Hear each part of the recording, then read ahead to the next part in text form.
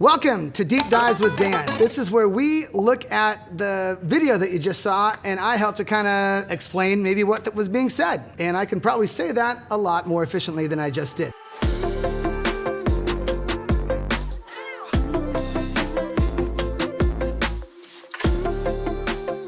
I want to apologize for the lack of diversity that you're going to be seeing today. It's just going to be two old, bald white men.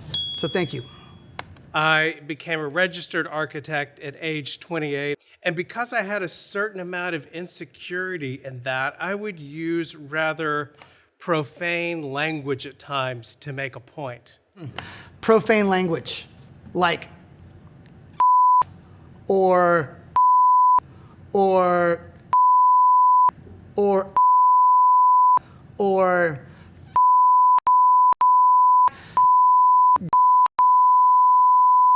whatever. When he says profane language, that's what he means. Until one day, an older man pulled me aside and he said, "Reagan, I know you're competent and you know what you're doing. You do not need to use four-letter words to get across your point. But if you do, know how to do it." But I also knew that what I was doing went against my faith and what I believed and what I was reading in the Bible.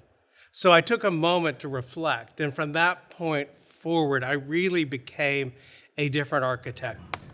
A few things that we can pull out from here. One is that when Reagan was younger, he was a bit of an incongruent Christian, and that he believed one thing, but his life was not congruent with it. This is congruent or parallel, perpendicular. And so there were beliefs that Reagan had and felt dearly, but his life might not reflect everything that his beliefs would speak to him about. The next thing that we can learn from this clip is that apparently if you read the Bible, you become a better architect.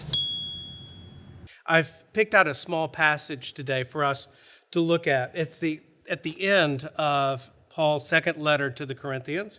He says to the church in Corinth and to these individuals there, "Examine yourselves to see whether you are in the faith." In other words, take a look at yourself.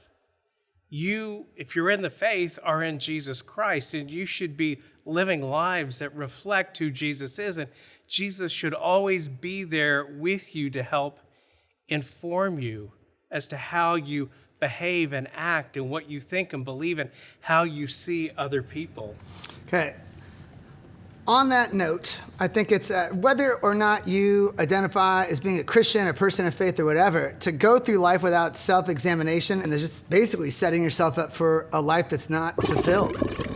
In the Christian faith, what happens is the more you spend time reading the Bible or hanging around other people that profess that faith and are being like genuine in that faith, all of a sudden you get a clearer picture of who Jesus is.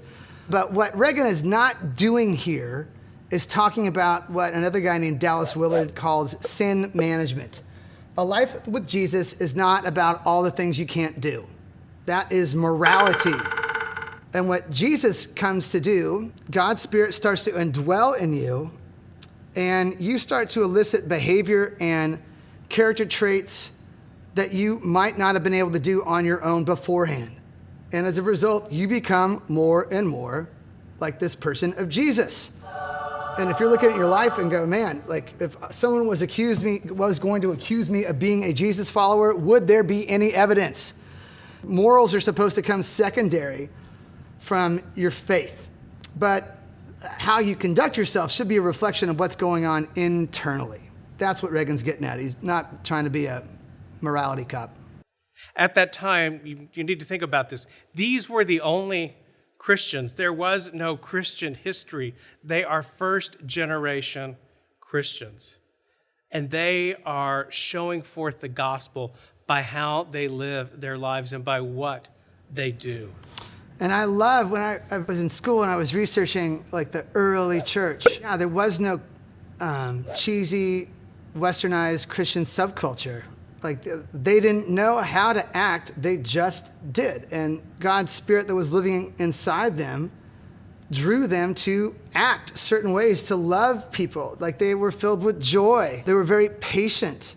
They had hearts to serve other people or look at other people before they would look after themselves. These early Christian churches were known for how they loved each other.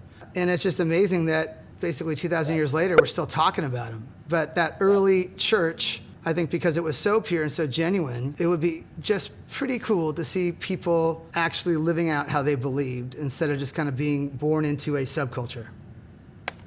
And so Paul wants them to live within the truth so others see the truth of Christianity because it is such a great message of hope. And I think we need that same message today. We find ourselves at times in such a mess. You could also say the same thing about the church. The church is a mess. Christians are a mess. Yeah, but just because Christians are a mess does not mean that Jesus' message isn't true. I do like what Reagan said there. Like it is a message of hope, but it's more than just hope. When you see it done well, it's like nothing else. It gives credence to a life of following Jesus. But man, there are plenty of us who blow it. And if you are someone else if you are someone watching this and you're very skeptical of at least Christians, and as a result, probably Jesus, I apologize for that. But I wish all of Jesus' followers reflected Jesus. But just because we don't doesn't mean that Jesus himself isn't amazing.